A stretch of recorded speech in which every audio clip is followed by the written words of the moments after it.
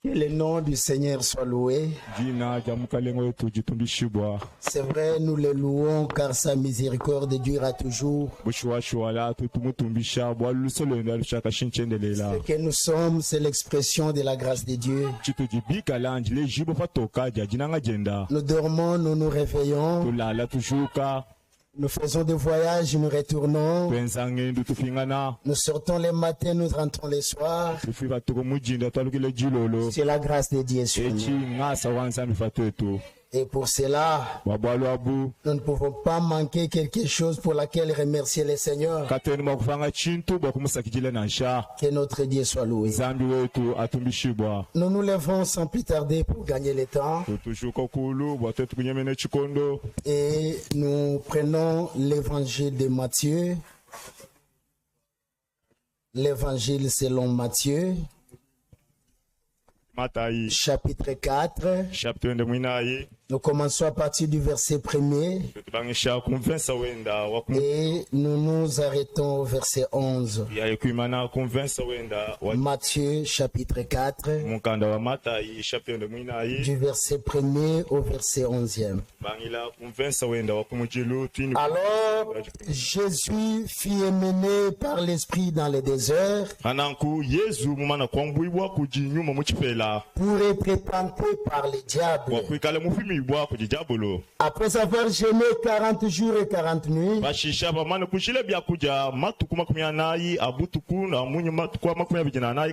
il y eut faim.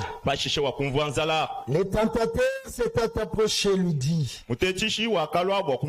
si tu es fils de Dieu, ordonne que ces pierres deviennent des pains. Jésus répondit: il est écrit, l'homme ne vivra pas de pain seulement, mais de toute parole qui sort de la bouche de Dieu. Le diable les transporta dans la ville sainte, les plaça sur les hauts du temple et lui dit: si tu es fils de Dieu, jette-toi en bas, car il est écrit, il donnera des ordres à ses anges à ton sujet.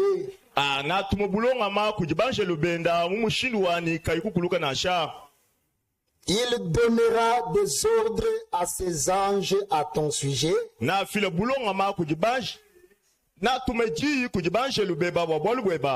ils te porteront sur les mains, de peur que ton pied ne heurte contre une pierre. Jésus lui dit: il est aussi écrit, tu ne tenteras point le Seigneur ton Dieu. Le diable le transportait encore sur une montagne très élevée, lui montra tous les royaumes du monde et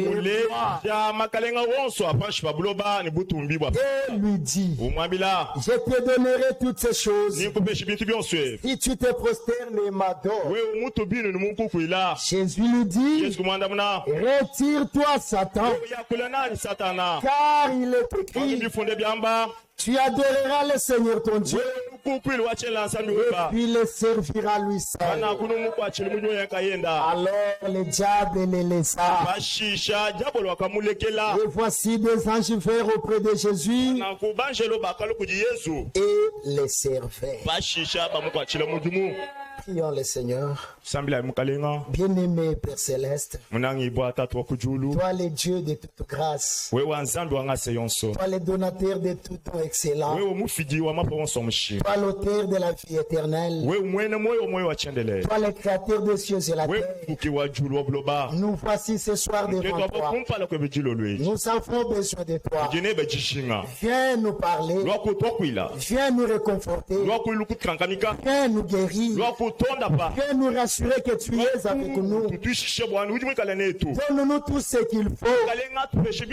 Comme tu pouvais nous le faire comprendre dès le début. Que ta divine puissance nous a donné tout ce qu'il faut pour être comme toi.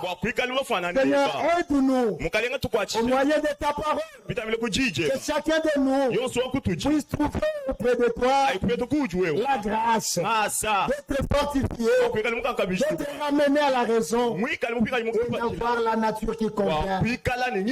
Cette nature qui te plaira, qui nous emmènera dans ta présence, qui nous donnera l'accès d'être comme toi. Seigneur, commence et termine avec nous. Et bénis chacun de tes enfants et la parole que nous venons de lire au nom de Jésus-Christ. Amen. Amen. Asseyez-vous. Et que Dieu bénisse encore sa parole. Comme nous venons de le lire dans l'évangile de Matthieu, nous remarquons là combien le diable était venu pour tenter Jésus. N'oubliez pas que nous sommes en train de parler sur toute écriture est inspirée de Dieu. Et Dieu a inspiré sa parole. Pour qu'au moyen de la parole, nous soyons corrigés, nous soyons exhortés, que nous ayons la forme que le Seigneur veut de nous. Dans l'écriture que notre frère a lu au début, j'aimerais revenir sur ça un tout petit peu, en lisant dans cette traduction les semaines, 2 Pierre chapitre 1, le verset 3. Par sa puissance en effet, Dieu nous a donné tout ce qu'il faut pour vivre dans l'attachement au Seigneur, en nous faisant connaître celui qui nous a appelés par la manifestation de sa propre gloire et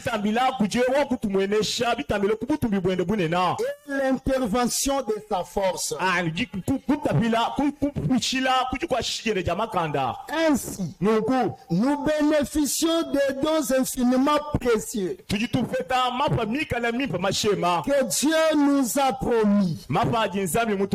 Écoutez, il a voulu par ses dons. Dieu a voulu par ses dons vous rendre conforme à ce que Dieu est. Il a voulu par ses dons nous rendre conforme à ce que lui est. Dans la volonté de Dieu et que nous soyons comme lui, que nous devenions comme lui. C'est pourquoi il est écrit, si Dieu est parfait, il est écrit dans Matthieu, soyez donc parfaits comme votre Père Céleste est parfait. Si Dieu est saint, il nous a aussi demandé d'être saints comme lui. La volonté de Dieu, à nous parler au moyen de sa parole. Toutes les prédications que nous pourrons suivre, frère. Tous les dons que Dieu peut nous envoyer. Chaque ministère que Dieu peut nous envoyer. Lorsque ce ministère opère, but principal, c'est nous amener à être comme Dieu. C'est nous amener à parler comme Dieu. C'est nous amener à vivre comme Dieu. Afin que sur cette terre, si le monde cherche à voir Dieu, il le voit au travers de nous. Pourquoi? Parce que Dieu a mis à notre disposition ce qu'il faut pour être comme lui. de nous laisser être corrigés par Dieu, d'avoir la nature que le Seigneur veut donner. Dans Matthieu chapitre 4, remarquons combien l'ennemi est venu pour tenter Jésus. C'est une écriture que nous connaissons bien. On en a déjà lu certainement. Mais remarquez la manière que l'ennemi a utilisée pour tenter Jésus. Le diable est entré dans la parole. Il a pris la même parole pour tenter Jésus avec sa propre parole. Cette manière d'opérer du diable n'a pas changé, frère. L'ennemi vient et nous tente comme il a tenté Jésus en utilisant la parole. Ce qui est merveilleux, c'est que jamais le diable ne restera dans la parole tel que le Seigneur l'a voulu. Nous avons lu que le diable était menteur. Il est le père de mensonges. En lui, il n'y a plus de vérité. Lorsque lui prend la parole, il ne restera jamais dans cette parole tel que le Seigneur l'a voulu. Il va ajouter quelque chose. Il va retracer quelque chose. Ce que lui va faire, c'est ce qui va attirer la mort. C'est ce qui va attirer la séparation. Mais là, remarquez comment il a procédé. Il veut tenter Jésus par la parole de Jésus. Le gloire soit rendu à Dieu. La seule manière que Jésus a pu procéder pour vaincre Satan, c'est en utilisant toujours la parole. Pourquoi vous allez remarquer, quand l'ennemi pouvait tordre le sang de la parole, en donnant une interprétation particulière, le Seigneur recadrait Satan pour lui faire voir que ce que tu dis là, ce n'est pas ça. Ça ne doit pas être de cette manière-là. Et c'est-à-dire quoi, frère? La seule façon pour un croyant de vaincre Satan lors de la tentation, c'est en restant dans la parole. Oui, frère. C'est en restant dans la parole. Et remarquez ce qu'il fait. Le diable transporta Jésus dans la ville sainte. Nous sommes au verset 5 de Matthieu 4. Il le plaça sur les hauts du temple. Et lui dit, si tu es fils de Dieu, jette-toi en bas. Car il est écrit, il donnera des ordres à ses anges à ton sujet. Et ils te porteront sur les mains, de peur que ton pied ne heurte contre une pierre. Jésus lui dit, il est aussi écrit, tu ne tenteras point le Seigneur ton Dieu. La seule façon pour Jésus de vaincre Satan, c'est de recadrer Satan par les Écritures. De la même manière que le diable a tenté Jésus hier, sans en avoir peur, aujourd'hui le diable nous tente aussi. Il a tenté Jésus, lui qui était Dieu manifesté dans la chair. Si le diable l'a tenté, qui es-tu pour ne pas être tenté? Il viendra aussi te tenter. Mais la seule manière où tu peux vaincre Satan, c'est en restant dans la parole. Jésus insistait toujours, demeurez dans ma parole. Restez dans la parole.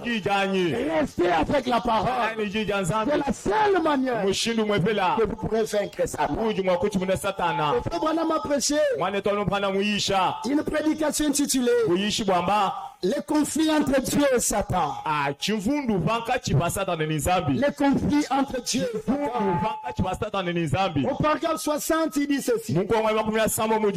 Conflit entre Dieu et Satan. Paragraphe 60. Il dit, mais Dieu, dès le commencement, il a donné à ses enfants l'arme atomique. Parce qu'il est le Dieu infini. Alors, en voyant qu'il y aurait un conflit, Dieu, en voyant qu'il y aurait un conflit, et qu'il y aurait une bataille, Dieu a équipé ses enfants avec les munitions qu'il fallait, les moyens d'attaque qu'il fallait. Il les a pourvus de tout ce qu'il leur fallait pour leur permettre de parcourir tous les chemins de l'Éden jusqu'à l'enlèvement. Est-ce que nous sommes là? Le Seigneur, Dieu, en voyant qu'il y aura un conflit, en voyant qu'il y aura une bataille, il a mis à la disposition de ses enfants une arme atomique. Et avec cette arme-là, ses enfants, son peuple, devrait parcourir les voyages anxieux depuis l'Éden jusqu'à l'enlèvement en utilisant cette arme-là. Et cette arme-là, ce n'est pas le calibre 12, ce n'est pas le char de combat, ce n'est pas l'auto-blindé, mais cette arme-là, c'est sa parole. Écoutez, frère, pour leur permettre de parcourir tous les chemins de l'Éden jusqu'à l'enlèvement. Qu'est-ce que c'était? La parole. Voilà ce qui vint Satan. La parole, c'est ce qui les vaincra. N'importe où, en tout lieu, dans la parole de Dieu, vaincra Satan en tout lieu, à n'importe quel endroit. C'est ça l'arme que Dieu a mise à la disposition de ses enfants. Car plus un enfant se trouve et qu'il est devant un conflit, il est devant une attaque, la seule arme que tu peux utiliser pour vaincre Satan, c'est la parole. C'est comme ça que Jésus l'a démontré. Il est écrit. Jésus lui regarde. Il est aussi écrit. Voilà me dit quelque part que si tu peux frapper Satan avec les Écritures, il deviendra faible. Pour frapper Satan avec les Écritures, il faut que toi, tu dois maîtriser ces Écritures. Tu dois avoir ces Écritures. On va y arriver. Écoutez, il dit c'est ce qui vaincra Satan. N'importe où, en tout lieu. Maintenant, pourquoi voulons-nous substituer autre chose alors que nous avons déjà ce qu'il y a de mieux? Pourquoi substituer quelque chose alors que la parole de Dieu nous suffit? Comme nous l'avons vu hier dans Prophète de fin, le Seigneur dit il avait déjà mis par écrit pour nous des conseils, tout ce qu'il fallait pour que nous puissions avoir la force de tenir ferme. Pourquoi substituer la parole à autre chose? Nous avons la parole. Nous négligeons la parole pour la remplacer à autre chose. À une interprétation particulière, à une pensée humaine, en faisant des compromis. Gardons la parole. C'est la seule arme que nous avons. Tu ne permettras de vaincre Satan. Partout que nous tentons, partout que nous retrouvons, si nous avons la parole, nous vaincrons. C'est la vérité, frère. Tu es à la maison, tu es à la parole. L'ennemi vient te tenter. Avec la parole, tu vaincras Satan. Tu es un service. Avec la parole, l'ennemi vient te tenter. Avec la parole, tu vaincras Satan. Tu es à l'école. Avec la parole, l'ennemi vient te tenter. Avec la parole, tu vaincras Satan. Et le diable sait que c'est ça notre force. C'est ça notre forteresse. L'ennemi peut vaincre un enfant de Dieu. Tu es dans la parole. Il commence par le faire sortir de la parole. Tant que tu es dans la parole, il ne fera pas te vaincre. Il vient te faire sortir. Il te retrouve en dehors. L'ennemi aura les dessus sur toi. Frères et sœurs, toute chose qui veut te séparer de la parole, c'est pas à toi de cette chose-là. Toute personne qui veut te séparer de la parole, qui veut t'éloigner de la parole, c'est pas à toi de cette chose-là. Tu n'auras pas l'amour plus que Dieu. Tout ce qui est contre Dieu est contre l'enfant de Dieu. Tout ce qui s'oppose à Dieu s'oppose aussi à un enfant de Dieu.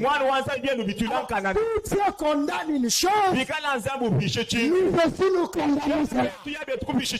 Pas de compromis, frère. Gardons la parole.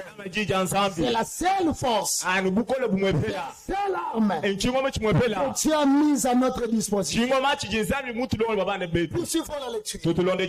Nous voyons que Jésus, quand il était sur terre, juste pour démontrer que c'était bien le meilleur équipement, juste pour montrer que c'était bien le meilleur équipement, donc Dieu a donné à ses enfants. Quand Satan luttait corps à corps avec lui, Jésus n'a pas du tout étendu les bras en se servant de sa puissance pour lui lier les mains. Il a simplement pris l'arme même que Dieu a fait donner dans le jardin d'Éden. Sa parole. Et il a dit, il est écrit, et avec elle, il l'a frappé jusqu'à l'envoyer directement hors du ring. C'est la méthode que Dieu a Jésus utilisée.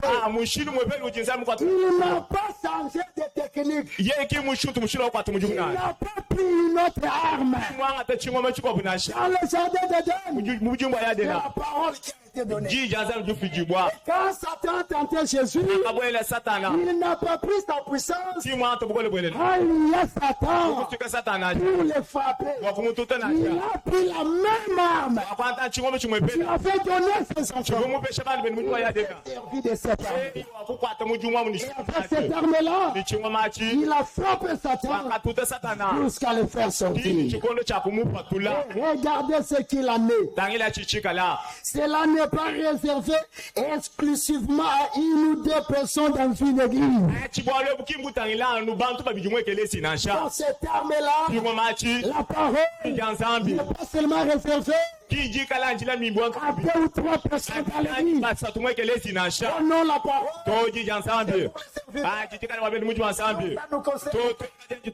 Chaque enfant de Dieu, que tu sois un homme, que tu sois une femme, un jeune garçon, une jeune fille, Dieu nous a dotés tous ensemble. Que cette âme marchez avec ça. Servez-vous de ça.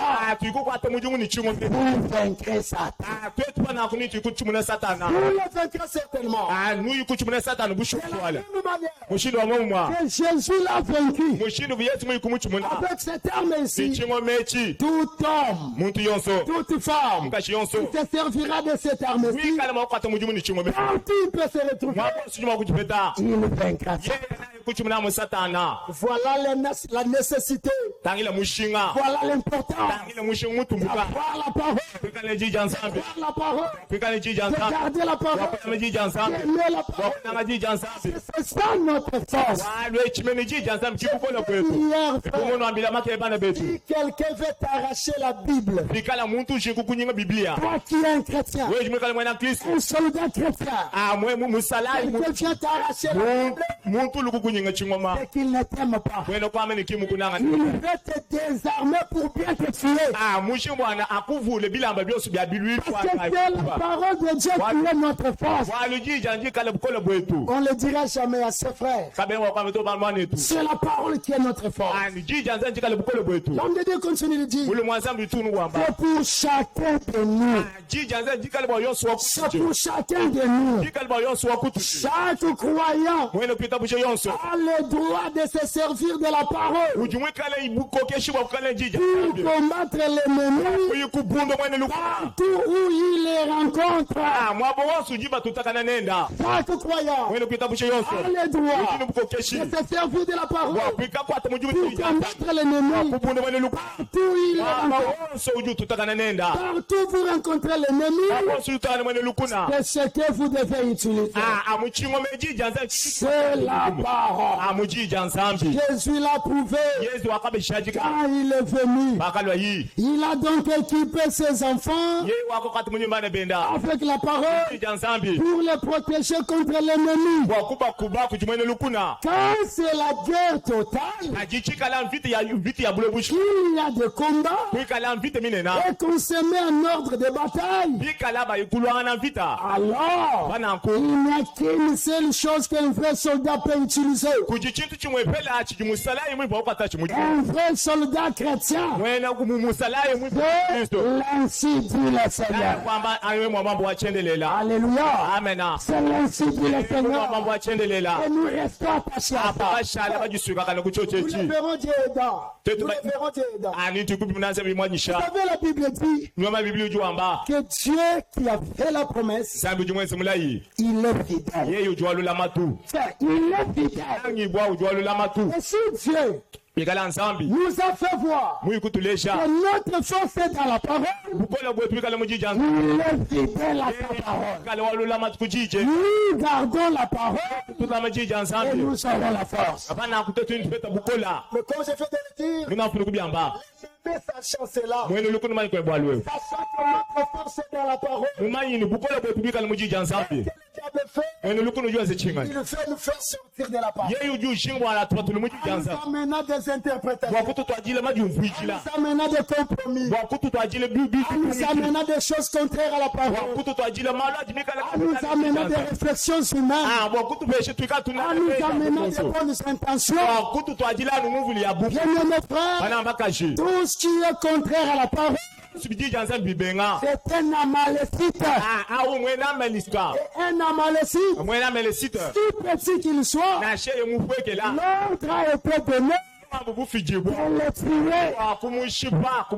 Quand vous le laissez, il va grandir.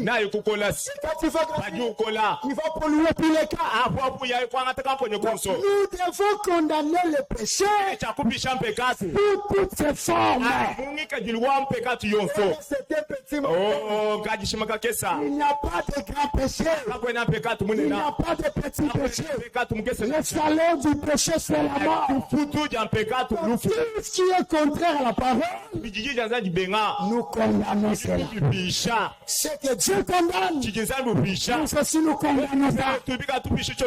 Ne sommes pas comme Saoul. Il reçoit l'ordre. Vas-y, tue tout. Défaut par interdit tout.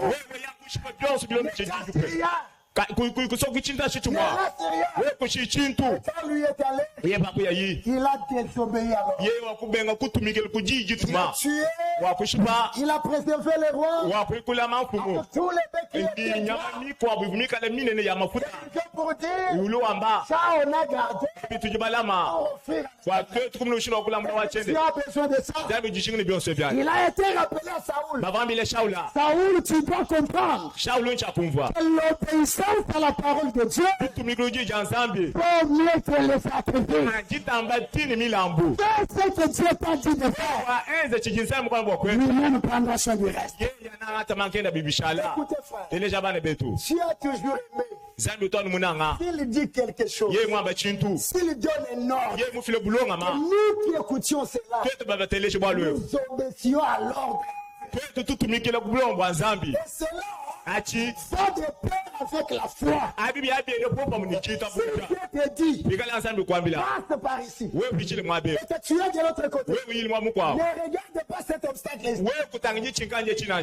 Crois seulement. Commence à avancer. Foi avant. Dès que tu vas arriver, et lui qui t'a dit de passer, il frayera la voie. Et tu vas passer. L'obéissance à la parole de Dieu vaut mieux que le sacrifice. Mais aujourd'hui, les gens aiment désobéir à Dieu et obéir à l'homme. Le ciel, c'est le ciel de Dieu. La vie, c'est la vie de Dieu. Ça n'appartient à aucun homme. Obéissons à Dieu. Accomplissons la volonté de Dieu. Et Dieu sera pour nous. Alors remarquez frère, que l'arme que Dieu a donnée à Dieu avait réservé à ses enfants qu'il devrait utiliser pour avoir le dessus sur Satan. C'est que Satan. Ce n'est pas pour rien que Jésus, en venant, et qu'il a rencontré sur le chemin d'Emmaüs, qui discutaient autour de la mort de Jésus. Ils étaient un peu tristes là.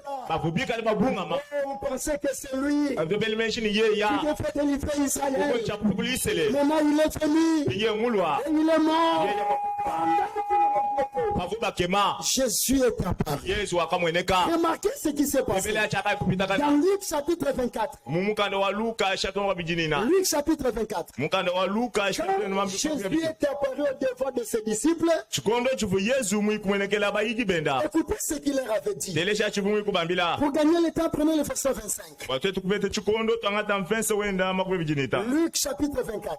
Verset 25. Alors Jésus leur dit, ô homme sans intelligence, et dont le cœur est lent à croire tout ce qu'ont dit les prophètes.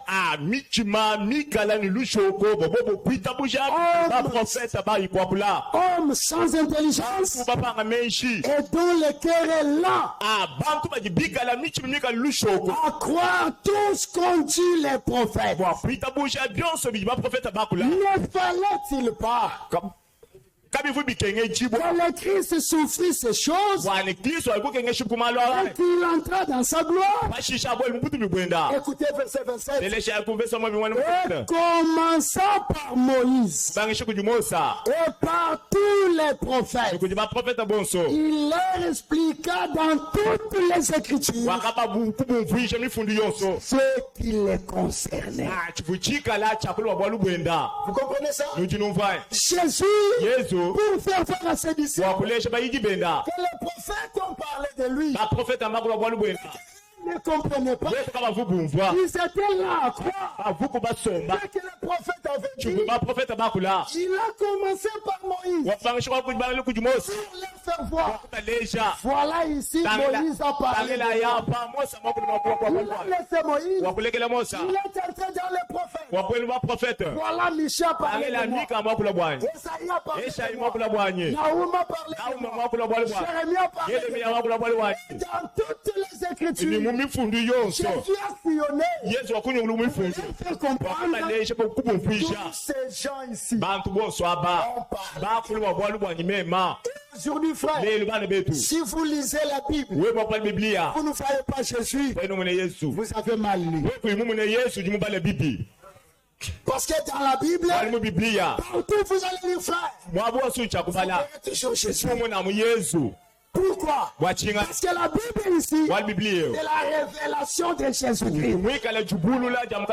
C'est ça la vérité. Si vous la lisez, dans l'esprit de la méditation, dans la prière, vous verrez toujours Jésus. Jésus l'a démontré. Moïse a parlé de moi. Les prophètes ont parlé dans toutes les Écritures. C'est de moi qui les fais. Vous regrettez parce que vous n'avez pas consulté les Écritures pour vous rendre compte que tout ce qui m'arrive maintenant a été prédit par ça la nécessité pour chaque croyant de méditer la parole. Frère, après la mort de Moïse, lorsque Josué devait prendre le contrôle, lorsque Josué devait prendre la conduite de ce peuple d'Israël, le Seigneur dit ceci à Josué. Il dit ceci à Josué. On a encore 15 minutes. Il dit ceci à Josué. Josué chapitre 1er. À partir du verset 1, il est écrit. Après la mort de Moïse, serviteur de l'Éternel, l'Éternel dit à Josué fils de Nun, serviteur de Moïse,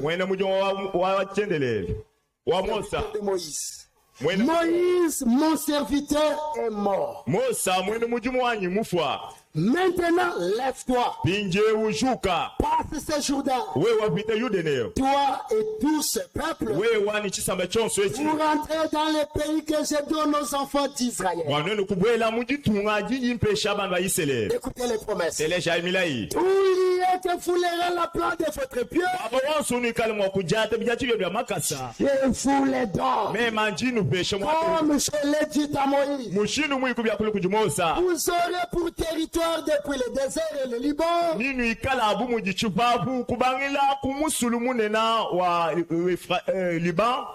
depuis le désert et le Liban, jusqu'au grand fleuve, les fleuves de l'Euphrate, tout le pays des Étiens, et jusqu'à la grande mer vers le soleil couchant. Nul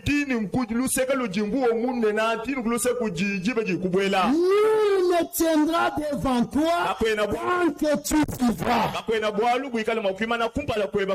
Je serai avec toi comme j'étais avec Moïse. Je ne te délaisserai point. Je ne t'abandonnerai point. Fortifie-toi et partira. Alléluia. Amen. Et le Seigneur nous rappelle encore ça ce soir. Tout lié que foulera le plan de notre pied. Dieu nous a promis. Tu nous donneras la persévérance.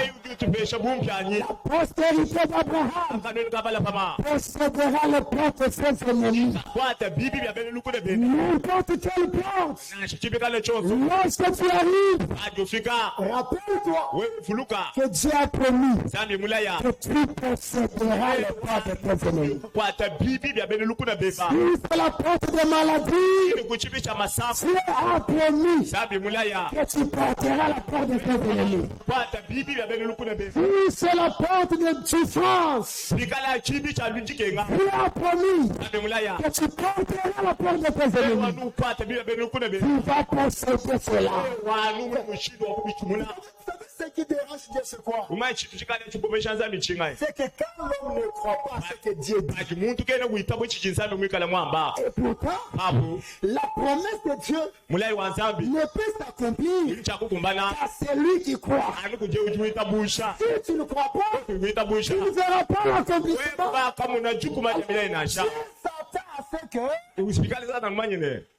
Dieu s'attend à ce que lorsqu'il fait la promesse, que nous puissions croire cette promesse, afin que lui l'accomplisse. Si tu devant un problème, rappelle à Dieu que tu as dit, pour lier que posera le plan de mes pieds, tu me l'accorderas. Dieu dira oui. C'est ma promesse. Je suis censé l'accomplir. Dieu, comme le disait un homme de Dieu, fait devant sa parole. Parce que comme c'est lui qui l'a dit, il est Dieu, il doit tenir sa parole. Nous croyons c'est. On le verra dedans. Écoutez, nul ne tiendra devant toi tant que tu vivras. Je serai avec toi comme j'ai été avec Moïse. Je ne te délaisserai point et je ne t'abandonnerai point. Fortifie-toi et prends courage, car c'est toi qui mettras ces peuples en possession du pays. Que je dirai à leur père de leur donner. Fortifie-toi seulement et aie bon courage. Mon frère, fortifie-toi seulement et aie bon courage. Ma soeur, fortifie-toi seulement et aie bon courage.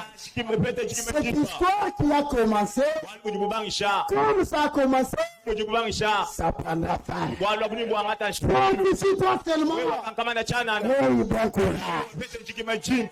Et c'est Dieu qui te le rappelle. Il fait que tu sois fortifié. Il fait que tu aies bon courage. Fortifie-toi seulement et bon courage. En agissant fidèlement selon toute la loi que Moïse, mon serviteur, t'a prescrit.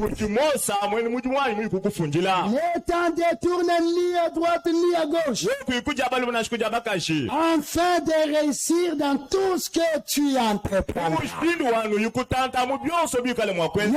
détourné ni à droite ni à gauche, afin de réussir dans tout ce que tu entreprends. Écoutez ceci, je voulais vous amener là. Le verset 8. L'Éternel rappelle à Josué. Et c'est très important pour nous encore. Qu'est-ce qu'il dit? Que ce livre de la loi ne s'éloigne point de ta bouche. Ça c'est très important, mes frères. Que ce livre de la loi ne s'éloigne point de ta bouche. Dieu a un livre. Les livres de la loi. Et avant de revenir encore là, écoutez encore. J'ai encore quelques minutes. Prenez Esaïe. Esaïe 34. On va revenir dans Josué. Esaïe chapitre 34. Le verset 16. Là, il a été dit à Josué que ce livre de la loi ne s'éloigne point de ta bouche. On va revenir là. Ésaïe 34. Verset 16. Consultez les livres de l'Éternel et lisez. Donc l'Éternel a un livre. Il nous recommande de le consulter. Il nous recommande de lire ce livre. Et le livre de l'Éternel, c'est la Bible, c'est sa parole. C'est ça, bien-aimé frère. Il a dit à Esaïe, consultez le livre de l'Éternel et lisez. Chers chrétiens, chers pèlerins, le livre de l'Éternel, la Bible, ne peut pas manquer à un véritable chrétien. Si un chrétien manque la Bible, c'est qu'il ne connaît pas l'importance qui est attachée à cette Bible. Et pourtant, comme on va le voir, la recommandation est consultez le livre de l'Éternel et quand vous lisez ce livre, vous vous rendrez compte aucun d'eux ne fera défaut. Ni l'un ni l'autre ne manqueront. Car sa bouche l'a ordonné. Consultez le livre de l'Éternel. C'est ce qui a été dit à Josué. Si on rentre dans Josué chapitre 1er, verset 8. Que ce livre de la loi ne s'éloigne point de ta bouche. Que ce livre de la loi, chers chrétiens, ne s'éloigne point de ta bouche. Médite-les jour et nuit.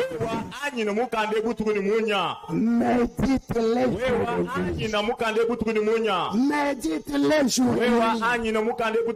Pour agir fidèlement selon tout ce qui est écrit. C'est alors que tu auras du succès dans tes entreprises. C'est alors que tu réussiras.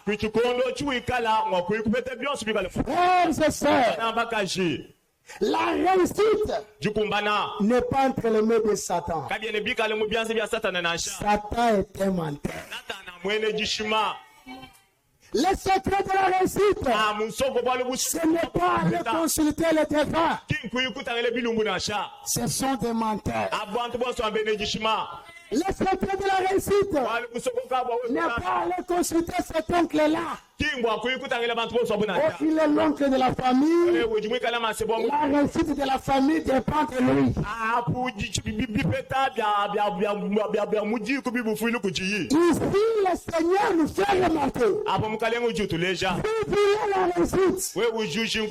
Le seul secret, c'est ce livre de la loi.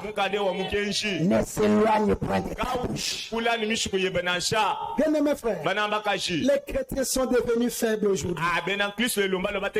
Ils ne méditent pas la parole. Ils ne prient pas assez. Ils sont bourrés avec des problèmes. Ils sont bourrés avec des situations. Ils sont bourrés avec les travaux. Ils n'ont pas le temps de méditer la parole. Ils n'ont pas le temps de prier. Et pourtant, Frère Branham a donné un conseil. Que la prière pour un chrétien doit faire partie des préoccupations journalières. C'est-à-dire, lorsque tu traces un programme pour la journée, ce que tu dois faire, tu dois aussi inclure dans ce programme-là un moment pour la prière. Prier quel genre de chrétien? Tu te réveilles le matin, tu fais une prière rapide, tu as un rendez-vous. Et quand tu sors, tu traverses la journée, jusqu'à la nuit, tu n'as pas le temps de prier. Parce que tu as un travail. Parce qu'on te paye. Je vous ai dit hier, frère, que l'argent ne résout pas tous les problèmes. Je vous dis la vérité. Avoir l'argent, c'est bien. Mais l'argent ne résout pas tous les problèmes. Il y a des situations où l'argent ne sera pas résolu. Il faudra l'intervention divine. Alors, vous voulez être ami de Dieu? Vous voulez être ami de Dieu? Quand vous avez un problème, quand les choses ne marchent pas, quand vous êtes en bonne santé, quand vous avez l'argent, quand vous pouvez vous promener, quand vous pouvez travailler, là vous n'êtes pas ami de Dieu. Très bien aimé, dans la vie des enfants de Dieu, Dieu doit prendre la première place. La première place. Ma femme vient après. Mon mari vient après. Mon travail vient après. D'abord Dieu. Frère.